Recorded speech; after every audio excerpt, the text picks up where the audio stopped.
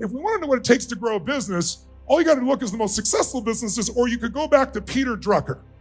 Peter Drucker said it 30 years ago. He said all business is two functions, innovation and marketing.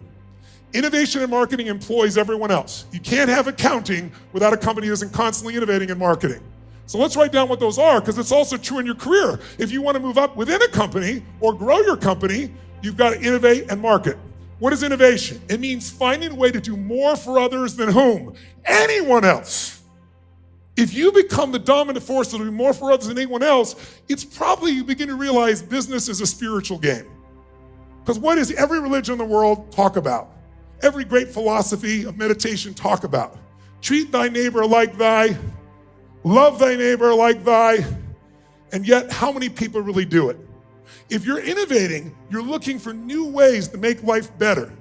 And the way to do that, if you want to jot down one thought that'll change the game that most high-intention quality business owners fail to do at small business and medium, and certainly at enterprise, is they forget. They start falling in love with their products and services. That is death in the world of constant change.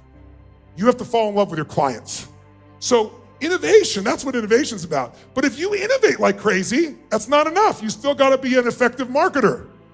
In fact, who's ever seen someone who has an inferior product or service to your own and they've had bigger revenue, sales, impact? Raise your hand. How many have seen this? Does the best product or service always win? Yes or no? No. The best marketed product will work at first, but if it's going to be sustained, it has to be the best product and the best marketing. Companies like Apple, companies like Google, companies like the company you're in right now, Salesforce, these are the companies that do both innovation and marketing. And if you're an employee of someone and you're saying, what's my ticket to make my life the way I want it? It's innovation and marketing within you. It's finding out, what can I do to add more value to this company? What can I do to add more value to our clients? What can I do to make that happen? And then, how do I make people know? How do I get people to want to do business with me, want me to move up in the organization? That's what it really comes down to. Now, here's a question. Marketing today. Is marketing today easier or harder? Give me your first gut reaction nice and loud. Which one? Say it again. Easier or harder? I'm hearing a lot harder. Raise your hand if you think it's harder. Raise your hand if you think it's easier. Okay, well, the room is about 60-40. It sounded worse than that because harder people talk harder. It's harder. Both of you are right. It's easier and it's harder. It's easier because there's more ways to market and there's cheaper ways to market. There's social media. There's these incredible opportunities. It's harder because there's so much more competition. It's hard to get people's attention today, isn't it? Right? Everybody's trying to get attention. Where is advertising today? Tell me, where is it? Everywhere. It's on bananas. It's on people's t-shirts. It's on their ass. It's crazy. In fact, right now, a lot of retailers that deal with millennials are in deep trouble right now because they don't want to wear a label of somebody's brand on anymore. It's a whole different culture. And you're seeing these companies that are going right now, massive drop in profits, trying to figure out what the hell do we do? Why? Because they didn't innovate enough. They didn't market enough to find out, what does this person really want, need? They fell in love with their product. They fell in love with their service. They didn't fall in love with their client and understand, what do they want, what do they need, what do they fear? And by the way, that's true whether you're the business or whether you work in a business. That's number one job for all of us. That's what makes the economy go. People don't buy products. They buy emotions. They buy identities. If you buy a Volkswagen, you're buying a different identity than if you're buying a Ferrari. And people buy Volkswagens, think people buy Ferraris are absolutely stupid. And people buy Ferraris, think people buy Volkswagen, go, what's wrong with them? Because we all identify things, and branding is that identity. So today, though, you can do this with almost no money. You're a small business or even a big business. It's about using your brain to brand differently.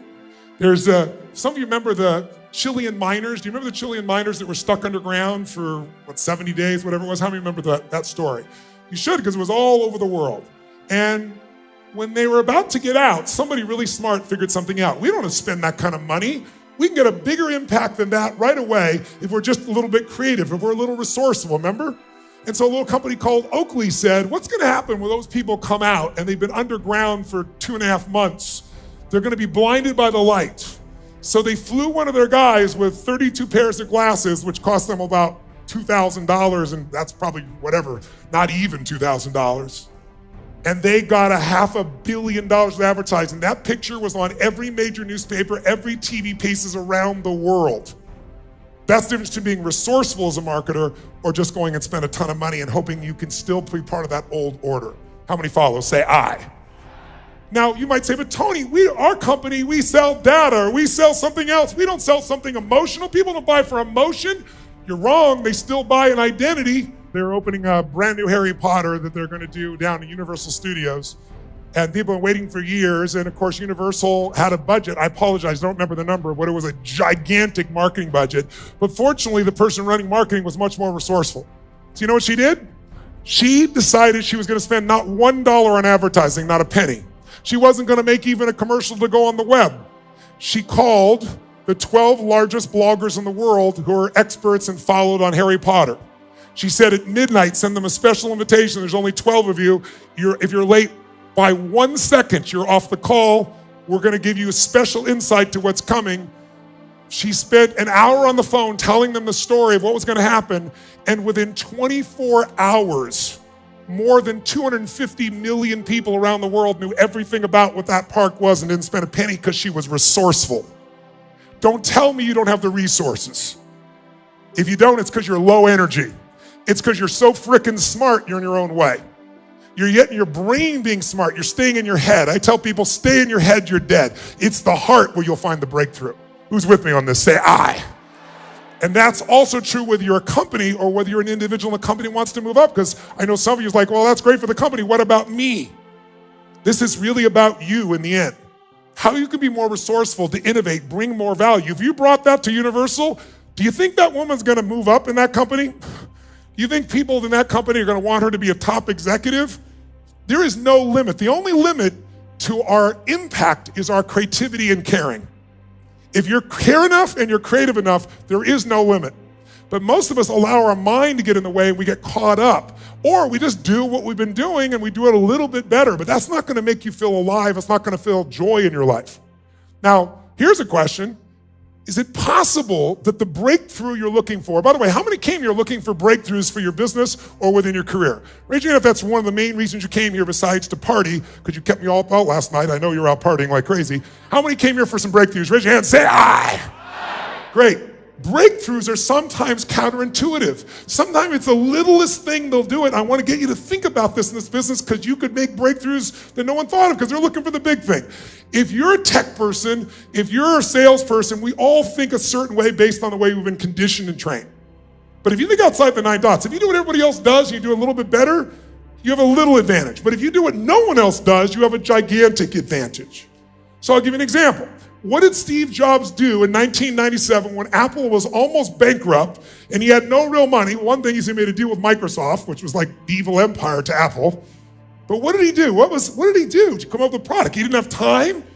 He came up with a product that most people would say, well, there's no innovation. In fact, his engineers, the people inside, they're all saying, this is a piece of crap you want to build. He said, trust me, we're going to do this. I don't think he said, trust me. He was a little more intense than that. Right? He said, this is what we're going to do. Don't question me, I think is what he actually said. You probably know what he said. You were good buddies back then. And so what happened? I know what had happened because one of my dear friends said to me one day, we're talking about computers for some reason, I don't know why, but he says, my grandmother wants a computer for the first time. And I said, what kind? He said, that's what I asked her. And she said, a pink one. You remember what happened with the old iMac? Do you guys remember that breakthrough? That's what kept the company alive. And all it was what color were computers before that? What color were they? Throw up beige, weren't they? Right? And all of a sudden, all he did was come out and bring color. That was massive innovation. Now, how much creativity, how much money did that shit cost? That's what we're talking about when I'm talking about being innovative. You want to think outside of it. I'll ask you a question. Where were you in 1999? Where were you living? What were you doing for a living? Were you partying like it was 1999? Who remembers where you were in 1999? Okay, now that you're there, stay there for a moment. 1999, answer this question for me. If in 1999, what was the dominant computer company in the world? Who was it? Quick. Microsoft controlled what? 98% of all computers through their software. 98%, that's a fairly large market share, right? Now, at that time, Bill Gates had a really beautiful vision. brilliant vision. He wanted to get rid of all those Britannica encyclopedias, and he wanted to create this online resource that would allow you to be able to know all the knowledge of humanity for everyone anytime. And he had a budget that was virtually unlimited, and some of the smartest people literally in the world that worked at Microsoft. Is it true, yes or no? Smartest people, unlimited money. That's called unlimited resources. Now, his competition was a group of people working as volunteers. All volunteers, no money, no background, no experience, no infrastructure, and supposedly not as smart, because they certainly weren't paid that kind of money to be smart. If I asked you in 1999, who would you bet on? Be honest, if you had to put a large sum of money, Microsoft with all the resources, or a little group of volunteers called Wikipedia, who would you have bet on? Tell the truth, nice and loud, go. That's right, and you would have lost heavily. And the reason I tell you that is really simple. When we talk about innovation, when we talk about breakthroughs, sometimes the littlest thing is the biggest thing. The littlest thing. By the way, being first is not enough anymore either. You can be first, and then Apple comes along and takes it from you afterwards. So I want you to get that if you and I are going to go to a different level, all you got to understand is it isn't beyond your reach. It's beyond your reach if you're low energy. It's beyond your reach if you're unresourceful. It's beyond your reach if your ego tells you you're so smart. We need to put our smarts aside and use them with enough emotion and connection to say, how can I add more value?